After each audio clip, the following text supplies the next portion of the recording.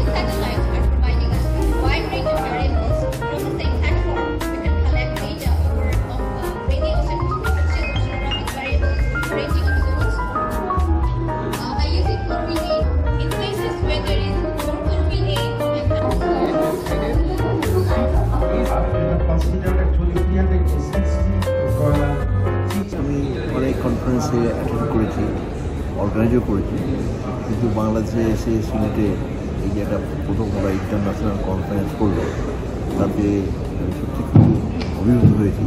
এরা যেভাবে technical প্রোগ্রামটাকে theme wise সাজিয়েছে এবং সেটাকে যেভাবে এগিয়ে নিয়ে যাচ্ছে এখনও চলছে, এটা অভিভূত।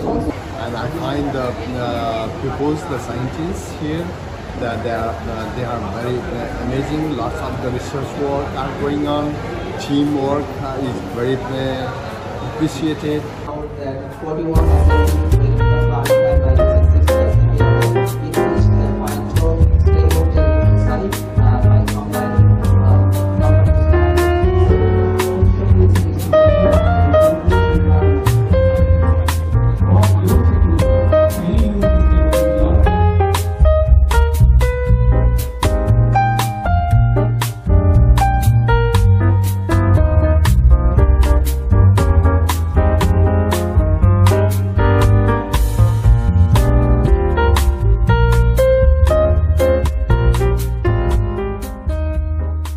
আমার কাছে স্বপ্নের মনে হচ্ছে যে আমার ইউনিভার্সিটিতে এতগুলি গবেষণা, শত শত গবেষণা যেটা নিডবে এবং যেটা দেশের উপকারে লাগবে, জনগণের উপকারে লাগবে। সিলেট অঞ্চলের কৃষি আমাদের অন্যান্য অঞ্চলের থেকে একটু ডিফারেন্স, কাজে আমাদের এই যে কনফারেন্সটা হয়েছে এটার অনেক বড় ইম্প্যাক্ট থাকবে আমাদের এই সিলেটের কৃষিকে আরও আগায়া নেওয়ার জন্য।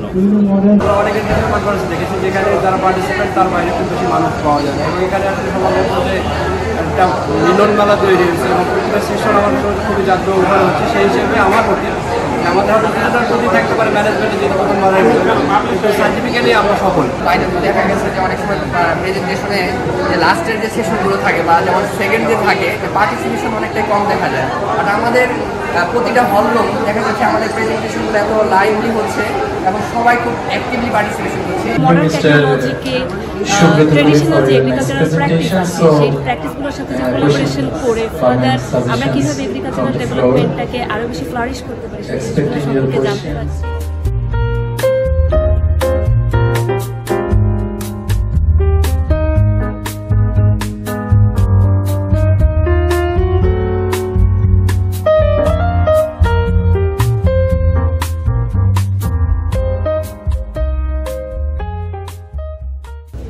বাংলাদেশে প্রথম দেখেছি যে ইন্টারন্যাশনাল শুধু নামে নয়, শুধু ফ্লেভার নয়, যে প্রচুর ইন্টারন্যাশনাল পার্টিসিপেন্ট ছিল।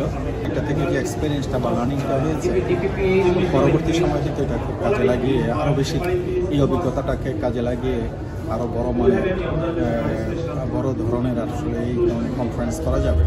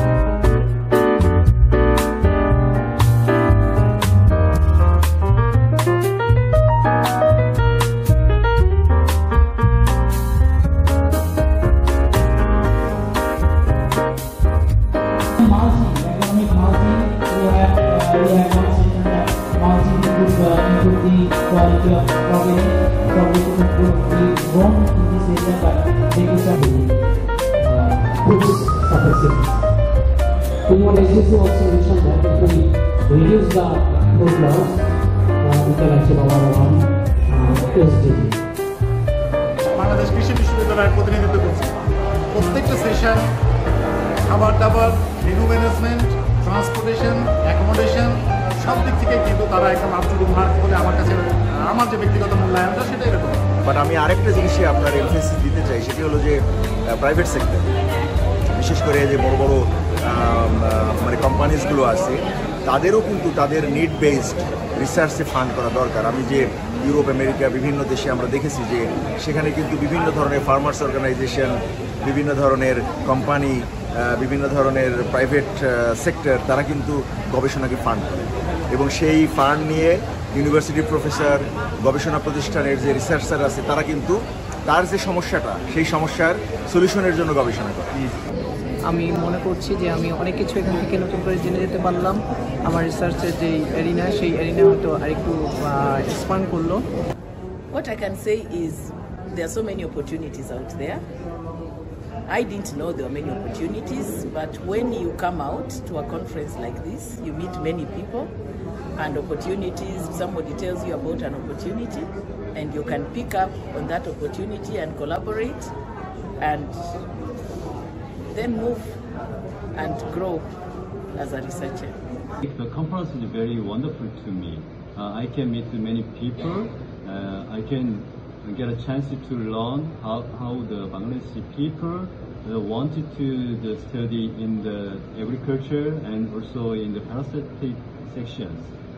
Next time, I wanted to come again. If you have any other international conference, I'll try to join together.